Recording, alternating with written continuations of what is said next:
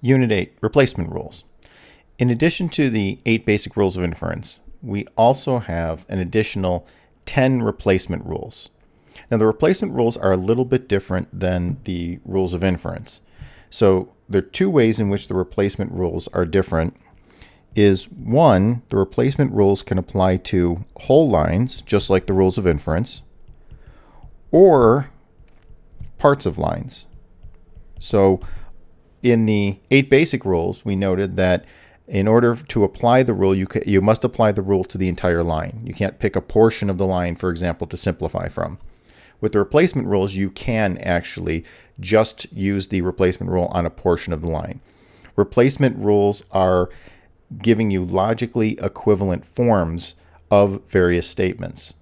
So when you're doing a replacement rule, you're not actually changing anything. You're not deriving anything. You're simply changing the form of the thing. So they can be used on whole lines or parts of lines. And the replacement rules are bidirectional.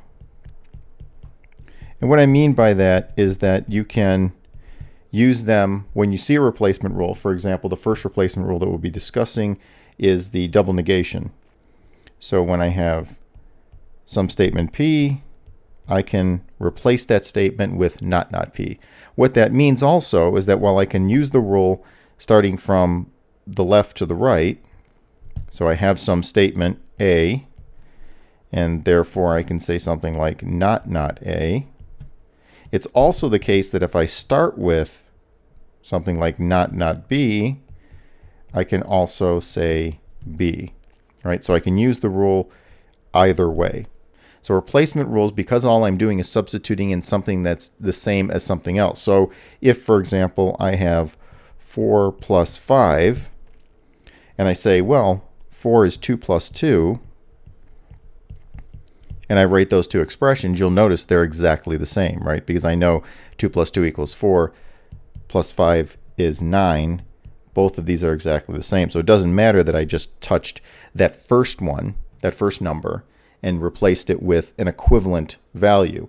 That's exactly what we're doing with the replacement rules. These are just ways of changing the form. Now, the question you might ask is, well, why do I want to change the form? Generally, you change the form of a statement in order to use some of your 8 basic rules. So maybe you're given a statement and you need it in a different form. For example, you're given an OR statement and you need that to be in a horseshoe statement to do something like a modus ponens or modus tollens move. Well, the replacement rules give you a way of converting one statement form into another statement form, another equivalent statement form. So you should keep that in mind. The replacement rules are simply replacing equivalent statements, where the rules of inference are doing something very different, right? You're deriving something from the statements that are given from the premises. Here, you're not deriving anything. You're simply replacing it with its equivalent logical form. So the first replacement rule we're going to look at is the double negation. And the double negation, as I've sort of alluded to before, simply states that when I have some statement P, I can add to it 2 negations. Now this makes complete sense if we think of it in mathematical terms, right? A negative negates a negative, you have a positive. So when I have P, implicitly I have not P, and when I have not P, implicitly I have P. So this means any statement can be double negated. So imagine I have a conditional statement A therefore B. I can do not A therefore B. So that would be one use of double negation. I could also then do not A therefore B as another move in my proof. And I could do, of course,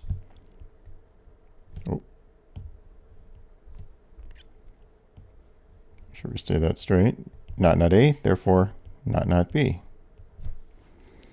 So you can see I can double negate any part of a statement or the entire statement as a whole. So in this first instance, I've gone ahead and double negated the entire line. So if we can imagine this is on one line of our proof, I could have also just picked one part of this and double negated that.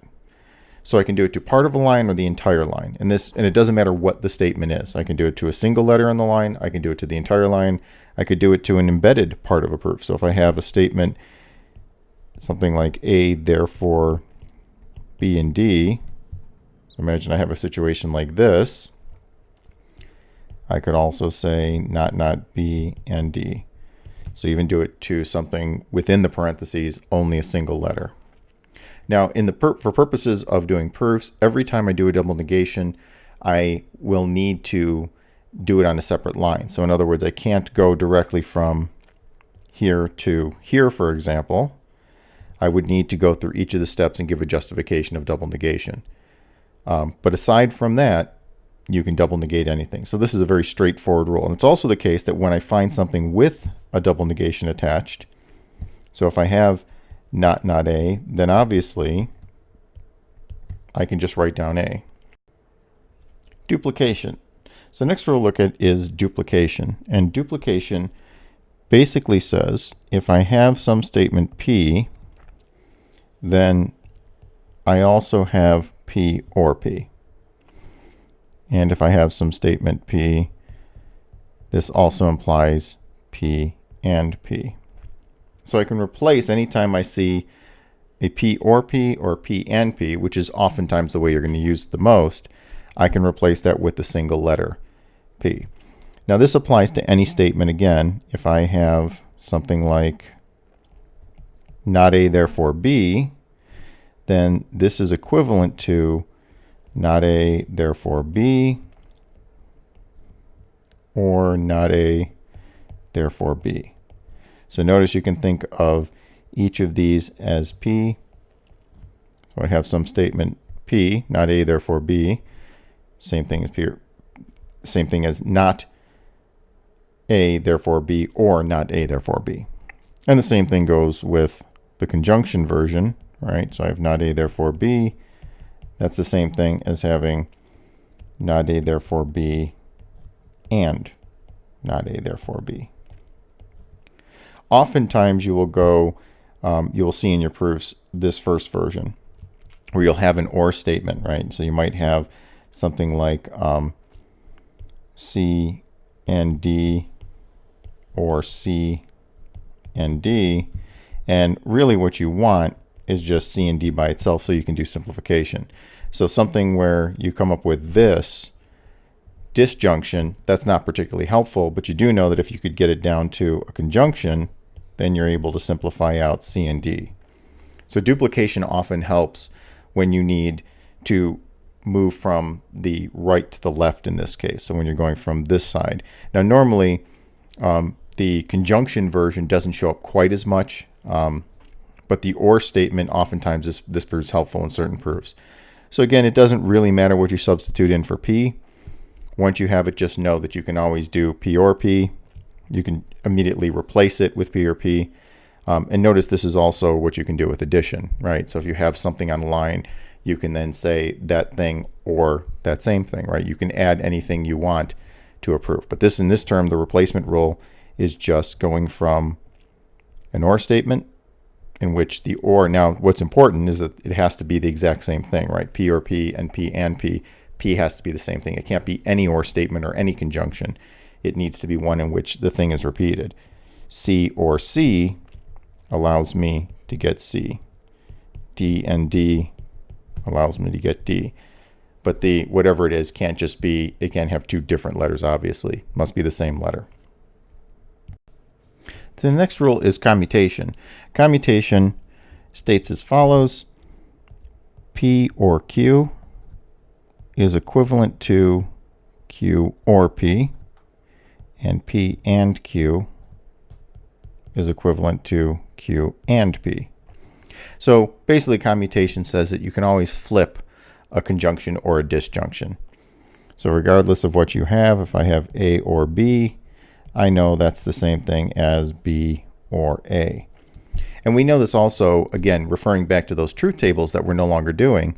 If I were to do a truth table for any of these, it obviously would show that these are equivalent statements. And that goes for all of the replacement rules.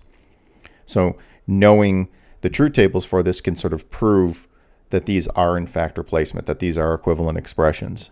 Now with the or statement, it doesn't matter how complex the or statement is. Whatever you substitute in for P and whatever substitute in for Q, you can always flip those. Again, normally this will come up when you need when you're making a move to transform something you already have into a form that matches up with something else in your proof so that you can use one of your 8 basic inference rules. So if I have A therefore B or C, I may want to flip this to C or A therefore B. And there could be any number of reasons, again, why you would do this, depending on what it is you're trying to change in order to get the rule that you need, the inference rule that you need to actually use. And again, I can do it on whole lines or parts of lines. So if I have something like A therefore B or D, and imagine that my conclusion is A therefore D or B, well, then this isn't the same thing. So I need to do a commutation on just that small piece. And so all of these, I can do it on a part of a line. I can do it on the entire line, as it did in these examples. So commutation is very easy, and it works, of course, with conjunctions. Any sort of conjunction statement I might have, A and D, therefore C, I can do D and A, therefore C. All right, again, doing it on part of a line instead of an entire line. So commutation, very simple rule. Just know that if it's an or statement or an and statement. Now again, this doesn't apply to any other of the connectives. So this doesn't apply to a horseshoe or biconditional. It's only going to apply to the conjunction or disjunction. And it doesn't matter whether these are negated, right? Whether I have not A or B, I have B or not A. The negation doesn't affect the replacement rule, right? These are just substitution instances for the variables P and Q. So here I have just a couple of additional examples just to go over. So imagine I have these following statements. Using commutation, there's a number of possibilities, right? So I could start, for example, here, and if I were to do a commutation move, I could do it to the entire line. C, therefore, A or B. I could also do another commutation move and then do B or A in this way, and I could flip the whole thing back around again and have B or A or C. So again, these are all commutation moves on parts of a line or the whole line. In the second example, A and B or C, I can do just what's on the inside of the parentheses. I could then flip, from there, flip the entire thing around. And I could turn it back into the original statement in what's in parentheses. It should be a B there. All of these cases are just simple flipping of the or statement or the and statement. And this last example just to show that it doesn't matter what the connectives are. If I have an or statement, I can do C and D if I'm doing it to the entire line. The A therefore B, I can't do anything, but I can do with what's in parentheses here, D and C, or A therefore B. All right, so these are just examples of the commutation move. And again, the reason you're going to do this is because it allows you to do some other move with the 8 basic rules. So as a proof strategy, you should avoid using the replacement rules until you have a reason to use them. In other words, you've exhausted all the 8 basic rules. That would be one reason. You just don't know what to do. So then maybe you would go and try to change a few things around. Or you would look at a statement and say, that looks kind of right. It has the right letters in it, but they're just in the wrong formation. And that's when you would apply the replacement rules. So with all of these, as we go through the replacement rules, you should be aware that these aren't things you necessarily want to start with. Your first move generally isn't going to be, what replacement rule can I do? Because again, because you can do replacement rules in so many different ways, you really want to have some idea why you're doing it. The only exception to that might be is when you're stuck in a proof and say, here's a line I haven't worked with because I don't see any rules I can apply to it. Maybe it's because I haven't changed its form. Maybe if I just reworked it to look a little differently, then I would see some of the 8 basic rules that would apply to this line. But generally speaking, you want to hold off on doing the replacement rules until you have a good reason for doing them. Association.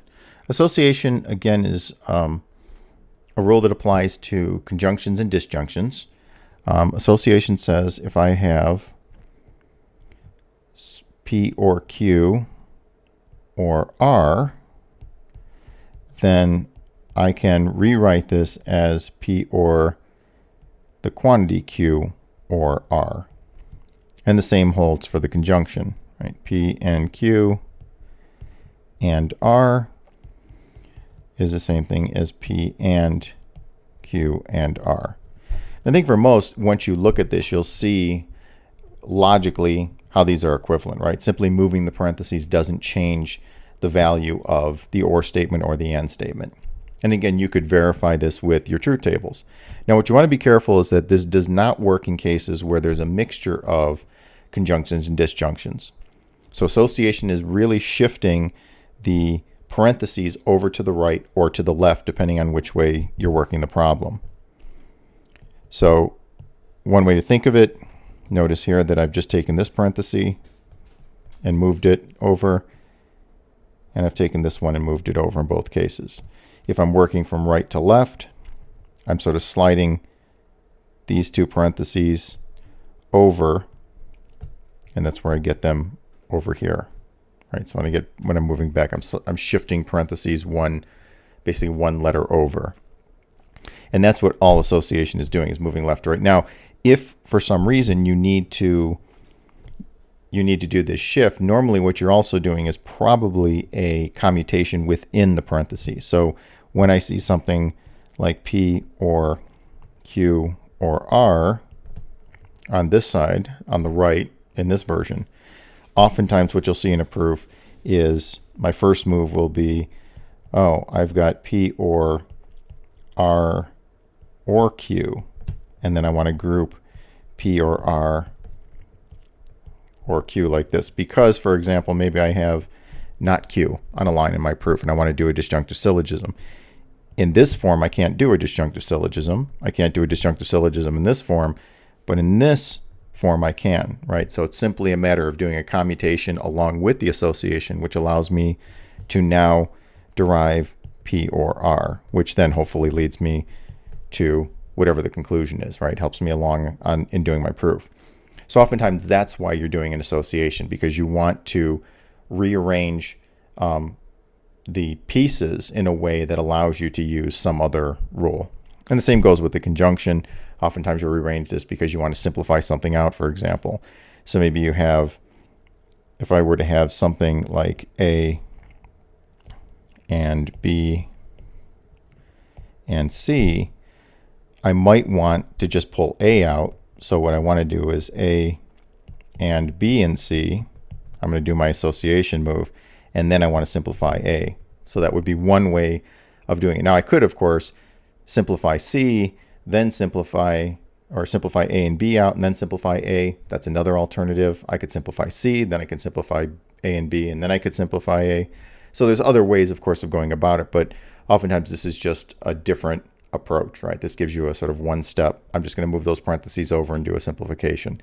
Maybe you don't need those other letters, for example. So I'm doing the association because I'm not going to need to simplify out all those other ones. I only need the one letter to finish my proof. So again, the context will tell you. So now we're just going to look at a few more examples of association. Okay, so here's some association example problems. This first one, A or B or C, you have over here. Again, very easy. If I'm doing association, I would just simply slide the parentheses over, and I would get something like that, A or the quantity B or C. Notice it can work with more complex statements. So think of this as P, C is Q, and this is R.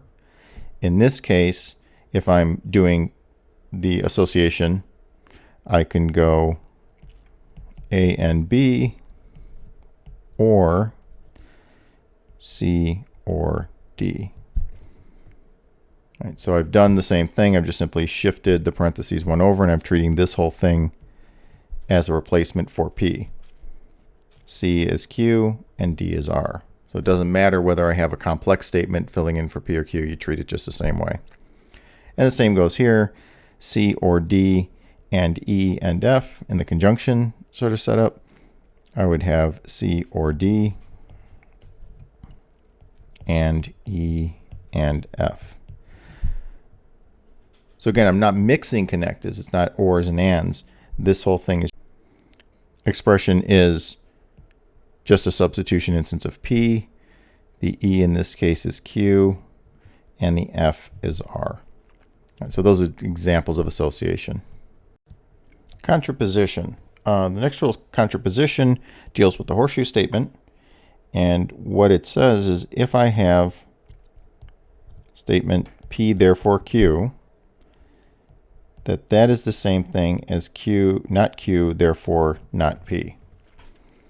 So when doing a contraposition move, first, it applies to horseshoe statements. And two, you can think of it as I'm going to flip the antecedent and consequent and add a negation. Right? So step one is to flip the position.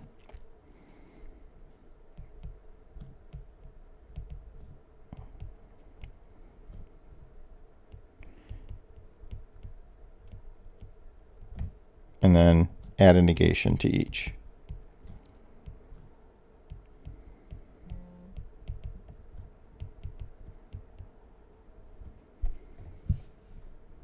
Now, it doesn't matter if there's already a negation there, right? So as we'll show in some of the examples, whether or not you are going from left to right or right to left, doesn't matter whether there are or not negations already present. And I'll show you some of those in the example.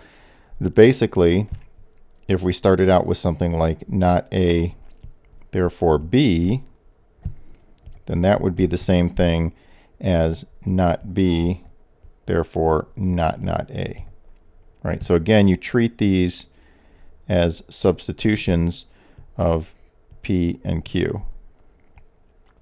And then you flip. And of course, once you flipped it, you'd be adding another negation over here as you did the contraposition move.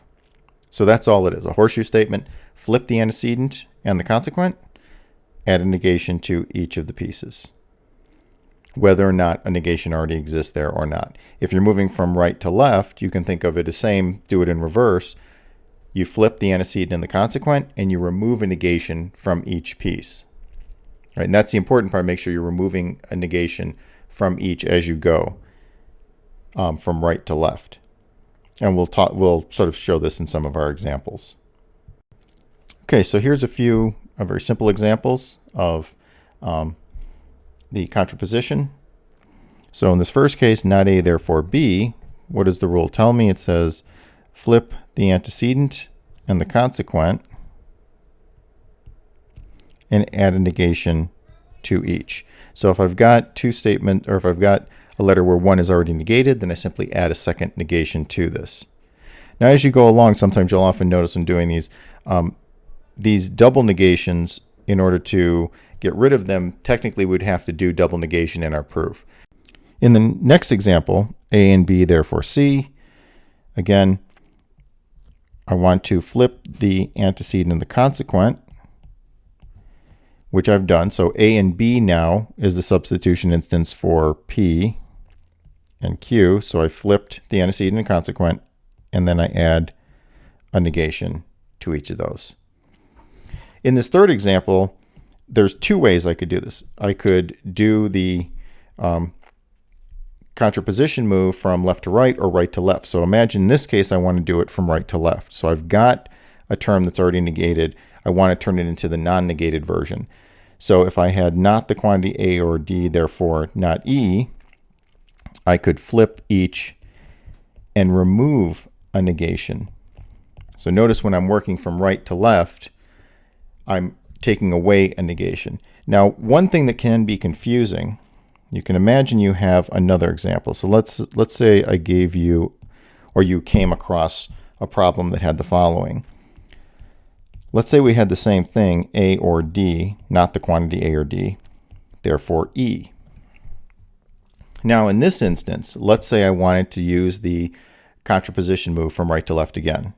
So I want the E in the antecedent, and I want the A or D in the consequent.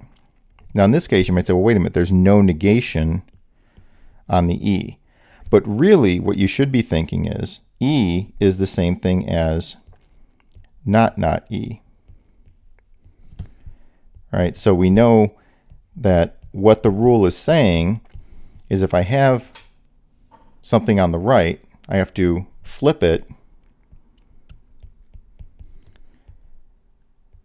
the antecedent and the consequent, and I remove a negation. Well, I can remove a negation from here. How do I remove a negation from E? Well, what that would do is leave one E or one negation in front of the E. So I would get not E, therefore A or D.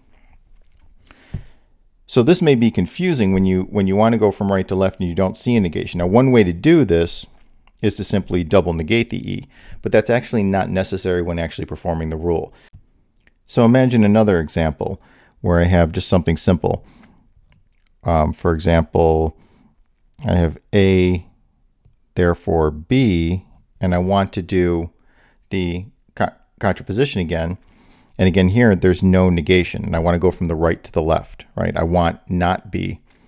Well, if I think in my head, well, A, therefore B, the rule tells me when I'm going from right to left to flip the antecedent and the consequent and remove a negation from each, right? So in this case, I can actually do the rule in reverse as well, right? Because again, what I'm thinking of as these as not A and not B. So in my head, I think that when I flip and remove a negation, there's going to be one negation left over, right? So you can do the contraposition move even if the terms aren't negated, right? If you're moving from right to left in the replacement rule. De Morgan's. One of the most useful rules that you're going to use when doing proofs is De Morgan's. And De Morgan's is a move, a replacement rule that often helps really simplify proofs as you're going along, mainly because it gives you one way of creating a conjunction which allows you to break those down into smaller pieces that can be used elsewhere in your proof. So De Morgan's starts with a negated or statement or a negated and statement. So if I have not the quantity P and Q, P or Q, excuse me, that's the same as not P and not Q. And if I have not the quantity P and Q, then that's the same thing as not P or not Q. Now, in both cases, De Morgan's is extremely helpful. In fact, as a general proof hint, which I will be giving you later, De Morgan's, the minute you see a negated and or negated or statement, odds are you're going to be doing a De Morgan's move, that the proof is simply going to require that of you. So negated or statements are really our friends, because once I go from not the quantity P or Q to not P and not Q, that allows me through simplification to get to not P and not Q by themselves. And this is often very helpful in a proof, right? When you can get more single letters, which helps you get to the conclusion, right? You can then apply those 8 basic rules a lot easier when you have those smaller pieces.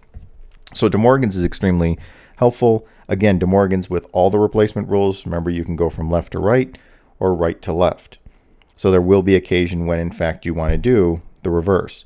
Also with De Morgan's, you want to be clear that you don't necessarily have to have the negations, right? So if I have, imagine on the right side, I have P and not P and Q on the right side, I can still do a De Morgan's on this. So think of De Morgan's as when I'm moving from left to right, I'm adding a negation, changing the sign, right? Distribute the negation, change the sign. When I'm moving from right to left, I'm removing a negation and changing the sign. So in this case, I remove a negation from P, change the sign, remove a negation from Q, but as you'll notice, there's no negation there. But again, in your head, you want to think, but that's the same thing as not Q. So if I remove a negation, that leaves me with this, and I throw the negation on the outside, right? Remove the negation from each of the pieces, put it on the outside, change the sign. And that's really what's going on here. So oftentimes when I teach De Morgan's, I view this as distribute the negation to each of the pieces, change the sign. When you go in reverse, you remove a negation from each piece and change and put that on the outside of the parentheses and then change the sign. Same thing here. Add a negation to each piece, right, that was in the parentheses, and then I change the sign. When you move from right to left, I take a negation away from each of the or statements, put it on the outside, change the sign of what's in the parentheses, right? So if it starts out as a conjunction on the right side, it becomes an or statement on the left. If it starts out as an or statement on the right side, it becomes a conjunction on the left when I put it in the parentheses. So De Morgan's is extremely helpful, especially the form when you find a negated or statement. It's an extremely helpful move to do because of the way it can give you these single pieces to work with. So now let's go through a few examples of De Morgan's. Okay, so here's a few more De Morgan's examples. In this first one, I have not the quantity E and not D. Now again, if I think about this moving from left to right, I distribute the negation to each piece. So that would be not E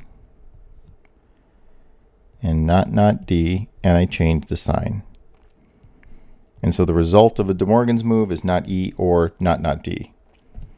The second one, imagine I'm going from the right to the left now. So I want to move to the negated quantified statement. So in this case, I need to take and remove a negation from each piece and change the sign. So when I move that and put the negation on the outside of the parentheses. So I know I'm going to have not the quantity. If I remove a negation from each, that leaves F by itself. That would leave me not D, and I change the sign to an or. So moving from right to left, this is how the De Morgan's would play. Again, you want to sort of think in your head, imagine I've got not D, and now I'm taking a negation away from each, putting that on the outside of the parentheses, changing a sign. In this, you can see that De Morgan's, like all the other replacement rules, can be done on a part of a line. So I don't have to do it on the entire line. I can do it on part of a line. In this case, I've got a therefore, and if I distribute the negation to each piece, not B and not D, and change the sign. And so there I have De Morgan's just on that one small piece. So in these first two examples, it was the entire line. You can also do De Morgan's on just one piece of the of a line as well. And again, you use the De Morgan's because it helps you change the form into something that's more useful when doing your proof. Biconditional exchange. One of the things you may or may not have noticed with your 8 basic rules of inference is that there are no rules that apply to the biconditional. So in modus ponens, modus tollens, hypothetical syllogism, simplification, conjunction, dilemma, disjunctive syllogism, and addition, none of those actually have the biconditional symbol.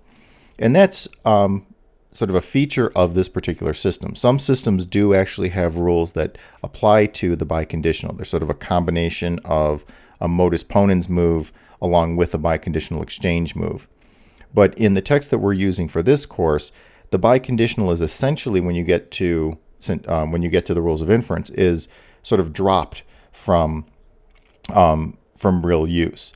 So when I have a biconditional, I know immediately that when I see this, that I am going to convert that into the conjunction of two conditional statements.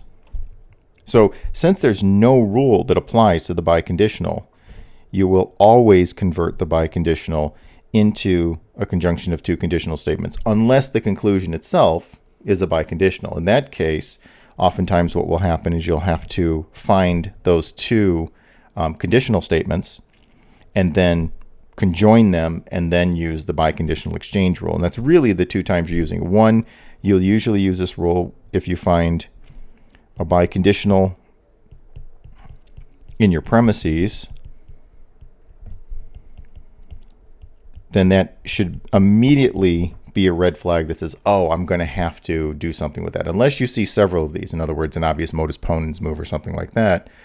Generally speaking, when you have a premise that is a biconditional, you're going to be converting it using biconditional exchange. So oftentimes I tell students at the beginning of a proof, if one of your first premises is a biconditional, go ahead right away and convert it into these two conditional statements, because ultimately you can't do anything with it in that form.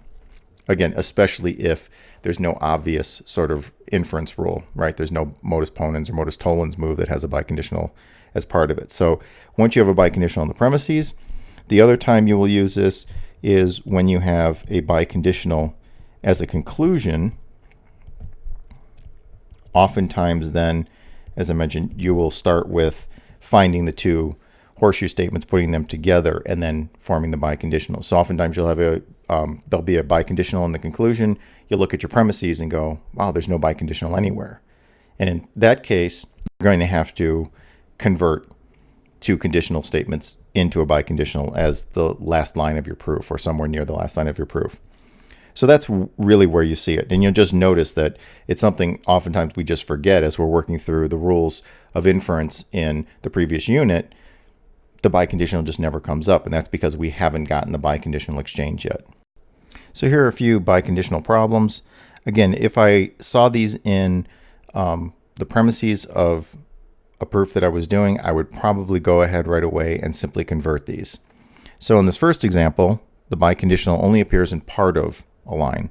So in this case, to do the conversion, I would simply do A therefore B and B therefore A, right? So the biconditional, making sure that I put both those in parentheses, right? There's a conjunction, therefore C.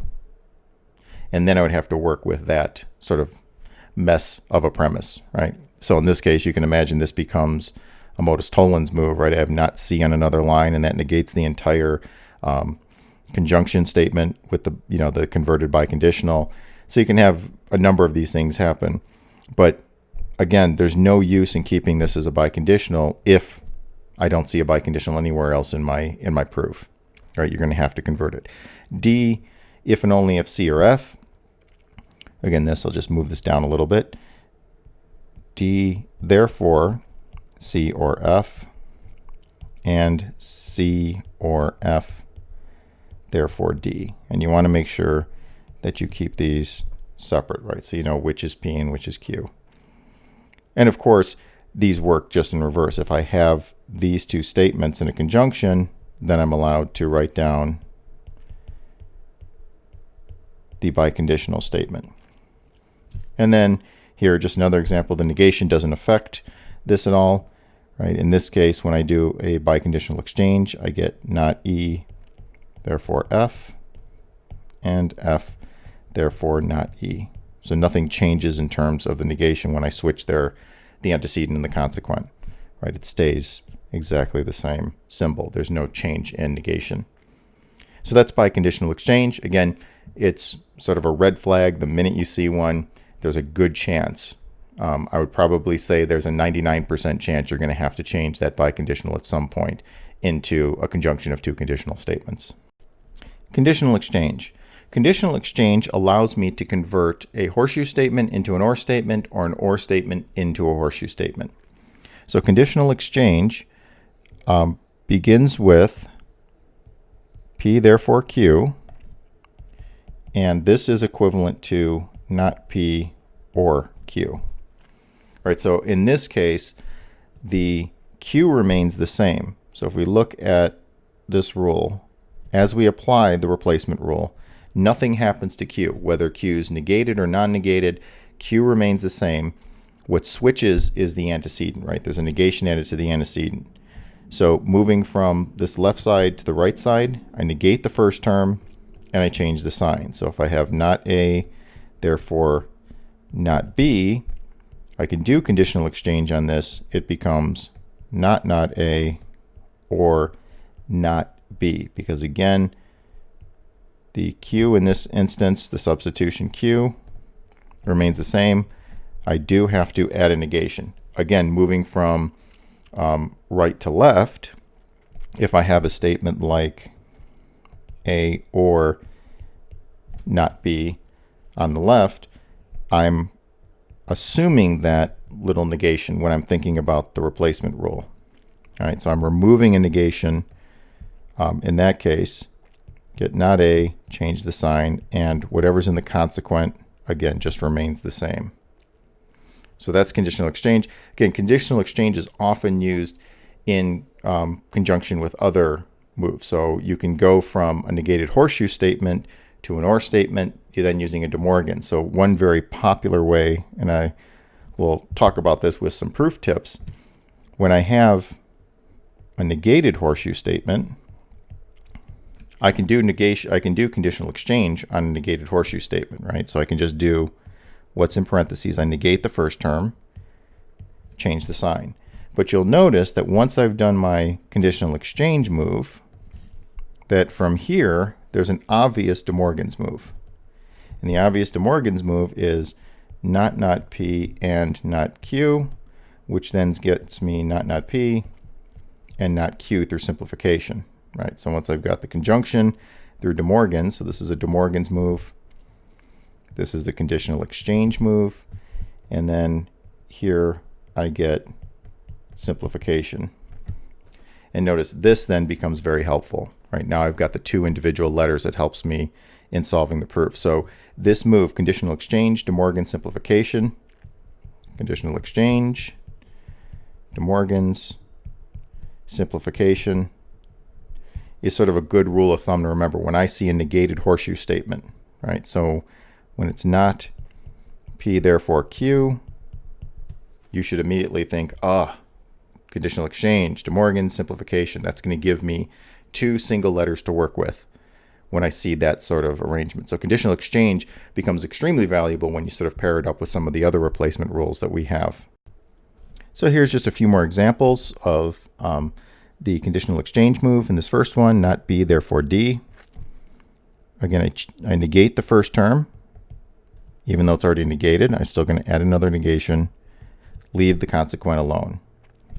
In the second example, negate the first term, change it to an or statement, leave the consequent alone. As I mentioned before, you can always use this on a portion of a line as well as the entire line. So if I just want to do conditional exchange on the first part of this third example, I can do not A, negate the first term, change the sign, leave the consequent alone. And I can do C, therefore C. Now I can also do a conditional exchange on this that I've already done. So now I could say to the entire line I want to do a conditional exchange, not A or B or C. So again, I've negated the first term. Remember, treating that whole thing as P, and then changing it to an or statement and leaving the consequent alone. So as with the other rules, whole lines, parts of lines, you can do conditional exchange. Now this move also allows that when I convert something from a horseshoe to an or statement, I can now do association moves. Obviously not in this one because I have the negation on the outside. But if there was no negation on the outside, I could actually do a distribution move and something as we're going to get to. So there are other things that become useful when doing this, or an association move, I should say, not a distribution move when I have all ors. But I would be able to do an association move. I could do a commutation move. So again, oftentimes the conditional exchange is just one step in a longer chain of replacement rules to get the form I need to use the 8 basic rules. Okay, the next rule is distribution. And distribution works with combinations of ands and ors. So when I have a statement P and Q or R, this is equivalent to P and Q or P and R. And similarly, when I have P or Q and R, this is the same thing as P or Q and P or R. Now distribution, again, working both ways, right? When I have a common term on the right, so I have P and something else, I can pull the P out and then make an or statement in the first instance.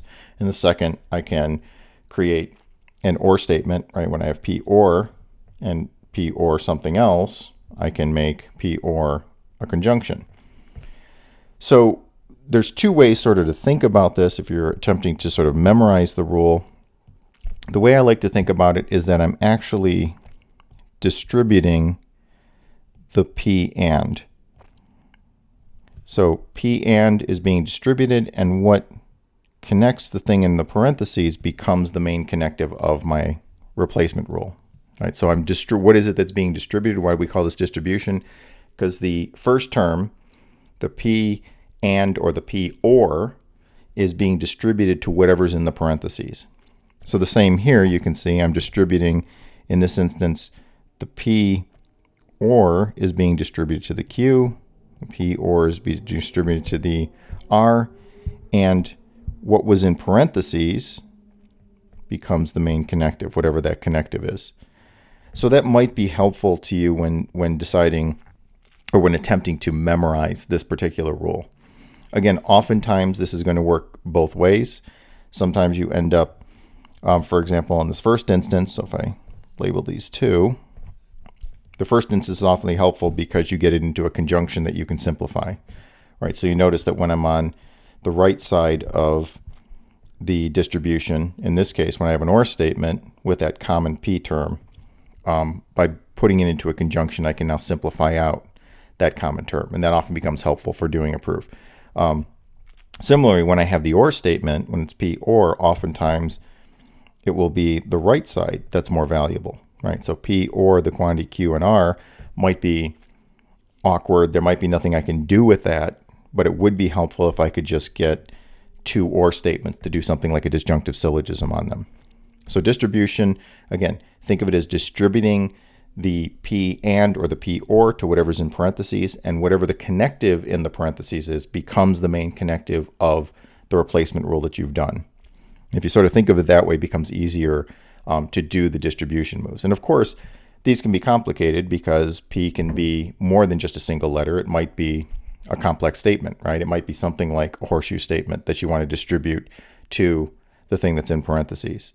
But regardless of what it is, again, if you just sort of keep straight what is the P, what's the Q, and what's the R in the replacement rule, that'll take you a long way to being able to easily do these distribution moves. Okay, so here's two examples of possible distribution moves. We just label these 1 and 2 here.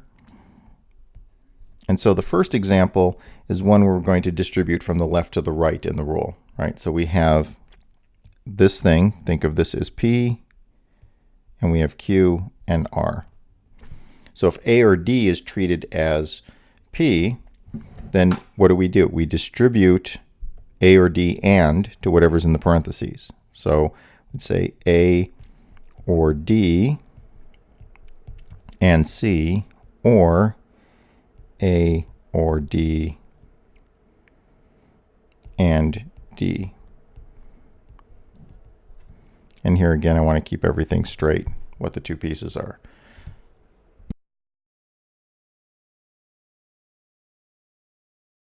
So you see the distribution, even though this doesn't look quite the same, it is in fact a distribution move, right? Or I can do a distribution move. And these two statements, again, which I haven't mentioned in a while, remember, these are identical, logically speaking, right? A or D and C or D is equivalent to A or D and C, or A or D and D. These are two logically equivalent statements. The second example, this one is actually where we're moving from right to left. So in this case, I see the common term that's sort of been distributed. So I remove that, I'll pull that out, and I say, well, that's F and what's left over? The D or E is left over. So F and D or E becomes the equivalent expression from distribution, right? And remember, as you're doing these, normally you're going to do this because it furthers you along in your proof in some way, right? So the fact that you have a distribution move here, in many instances, that's a hint. So oftentimes the proofs are designed for you to use these moves. So whoever's created the various example problems or the examples that I've come up with on exams, oftentimes it's intentional. So seeing this, I've got, oh, there's the distribution move. That's an obvious distribution move. So for example, when you see something like F or C and D, if you don't have something like not F in your problem, then it may be a good indication that, oh, yeah, at some point I'm actually going to have to do a distribution on something like this. It's going to be F or C and F or D. So usually these crop up in your proofs because it's going to be necessary in order to solve the problem with the distribution. Now there are exceptions. As we get to the last chapter that we're going to be covering in the course, we have other techniques that sometimes can go around distribution. In other words, because you can use some other proof solving techniques, you can avoid using some of these replacement rules. They can be in essence replaced by the other techniques. But when you see this, it's one of those things that should at least enter into your mind. Let's say you've tried all the 8 basic rules. You've looked and seen any sort of obvious De Morgan's moves. You say, okay, I've changed these things. I've simplified what I can simplify. The next thing you might want to look for are these sorts of patterns. Is there something in here that reminds me of a replacement rule that seems sort of obvious, or something that might, if I had this in a slightly different form, give me some help in getting towards the conclusion? So distribution moves aren't always easy to identify. We're not always looking for them, but it's something you should just sort of keep in mind that yes, when I see forms like this, or I see something like this that gets me to a conjunction, that might be an indication that it might be useful for me to do. Now again, remember when you're doing proofs, doing replacement rules that you don't need, in other words, that don't help you get to the conclusion, is not incorrect. You will never be marked off for doing a logically valid move.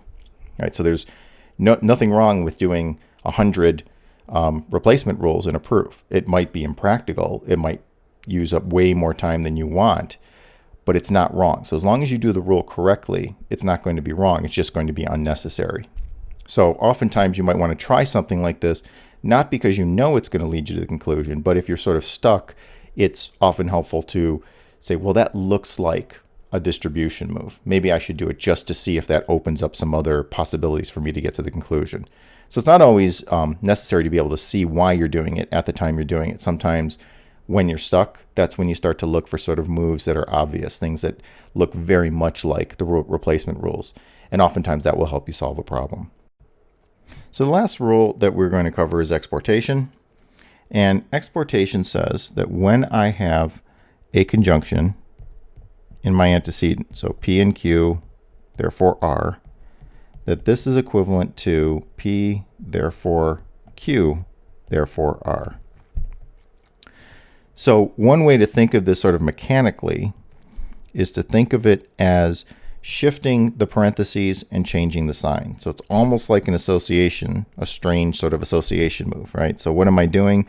I've moved the parenthesis over from outside the P and outside the Q, and then I've changed the sign, right? So from a conjunction to a horseshoe statement.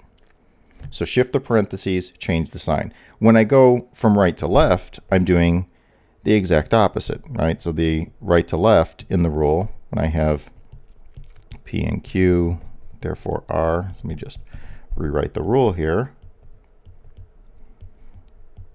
When I see I have this horseshoe statement here, P, therefore Q, therefore R on the right side, what am I doing? I'm shifting this parenthesis. I'm shifting this parenthesis over, and then I am changing the sign here back to a conjunction. So again, oftentimes it's helpful to think of these mechanically of what I'm doing with exportation. Exportation is shift parentheses, change the sign. When I'm moving from right, I'm doing the same thing, just in reverse. Shift the parentheses back to the left, change the sign. That's the exportation move. So here's a couple of examples of an exportation move. So in this case, I've got C or D and E or F. So there's a conjunction in the antecedent, and then there's my consequent is simply a single letter. So if it helps, you can put the letters above each of the pieces that correspond to the rule. So I see that I have P and Q, therefore R. Well, what do? I shift the parentheses. So I have a parenthesis here, and I have one over here. I'm going to shift the parentheses over and change the sign. So in this instance, I would get C or D. P stays here, therefore E or F, therefore A. And remember, these are grouped together over here. So even though they're not single letters, I can still do an exportation move on this. Right? So that would be one instance of the exportation. Here I've got the reverse, and again, not something with single letters. I've got P, Q, and R. So this is the way you want to think. Now again, if it helps, I really encourage sort of putting those letters, and this is true of all the replacement rules. if it helps you to visualize what you're replacing for what when applying the replacement, write those little letters right above. And that sometimes can help keep clear what it is you're doing. So I'm saying, well, I've got P, therefore Q, therefore R, just like the rule. What does the rule tell me? It tells me I'm going to shift the parentheses over to the P and Q, and I'm going to change the sign to a conjunction. So in this instance, it would be A and B and C or D, right? So I've now shifted the parentheses over, again, ignoring the fact that these are more complex statements. Therefore, E and F. And again, notice that it wouldn't matter whether any of these terms are negated. I would still do the same movement. There's nothing in here that says that any negations or any of the individual letters change at all. So it's simply being able to identify what's P, what's Q, and what's R, noting that they're grouped in the appropriate way, right? This is the antecedent, this whole thing's the consequent. So as long as those are grouped correctly, I can then do the exportation move from right to left. And again, the exportation moves on or works on whole lines or parts of a line. I think most of the time you encounter it, it's going to be used on the entire line. It's just the nature of the proofs that we see in our book, but it's not necessary. It could be done on part of a line as well, right? So if you needed to do an exportation move. So there's the examples. Now at this point, we've gone over each of the replacement rules. Before doing any proofs, what I would highly recommend now is that you, before going on to looking at the next video, which is some example proofs, that you go through sections 1 through 3, or 1 through 3 in Unit 8 of your textbook. These are exercises that are designed to get you to recognize the various versions of the replacement rules, right? So different instances of those rules. So rather than jumping right into proofs, trying to go in and use these in your proofs, say use sections 1 through 3, and that's in Unit 8, to get yourself comfortable with the rules themselves. Now, it's not going to be perfect because ultimately you're going to have to be able to draw on these rules when you need them. You're going to have to see them in the context of a proof. But I would spend a good portion of time, a couple of days at least, going over those first 3 sections, doing all the starred problems, making sure that you at least have a sense of how these rules are applied to different formula types. Right? And then once you've done that, then it's good to then go on, watch the video with a couple of example problems, and start trying the full-blown proofs. The replacement rules, the only way you're going to get better at them is to do a lot of proofs, right? Is to look at proofs that where you have the answer to the proof. So you want to be able to check yourself in the end to make sure you're doing it right. But what you need to do is try the proof, see the replacement rule, look in the back of the book. You know, if you get stuck in the problem, you're going through the problem, you see what the solution is in the back, you go back to the proof and see where you made your mistake, what you didn't see, and try it again and go on from there and move on. So piece by piece, working your way through the proofs. But it's really important that you sort of get a sense of these. So again, I would highly recommend not going on to looking at the proof examples yet. At this point, stop. Try those first 3 sections where they're giving you, again, those sort of baby steps into the replacement rules, and then go on and listen to the next video and watch some of the example problems that I'll do for you that you can sort of walk through with me, and then go on to doing the starred problems in the book. And I think you'll find that the rules will come a lot faster if you do it that way.